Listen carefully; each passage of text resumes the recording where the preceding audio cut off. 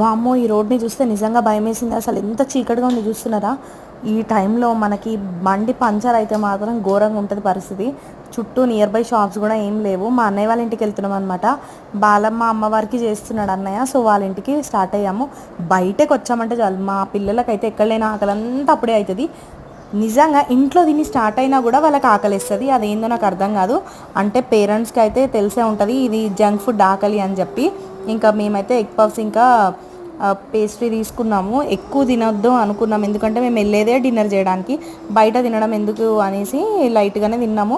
And ఈ బేకరీలో కనబడేలాగా ఈ lollipops, Gems ఎందుకు పెడతారేమో మా బాబు అయితే ఫుల్ గోల చేసిండు.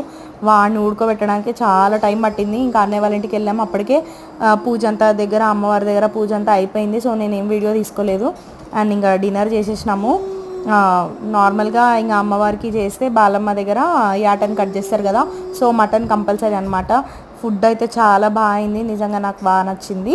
అండ్ చూస్తున్నారా వీలే అనమాట మా అన్నదమ్ముళ్ళు, మా బ్రదర్స్. ప్రతి ఫంక్షన్లో కూడా నిజంగా ఎంత కష్టం పడతారో వీళ్ళైతే. సర్వింగ్ దగ్గర వీళ్ళే ఉంటారు. నిజంగా పాపం అనిపిస్తుంది వాళ్ళని చూస్తుంటే.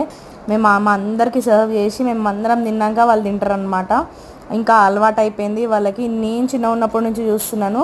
పాపం మస్తు పని అవుతుంది వాళ్ళకి. బట్ ఏం కాదులే, తప్పదు, ఎప్పుడన్నా ఒకసారే కదా.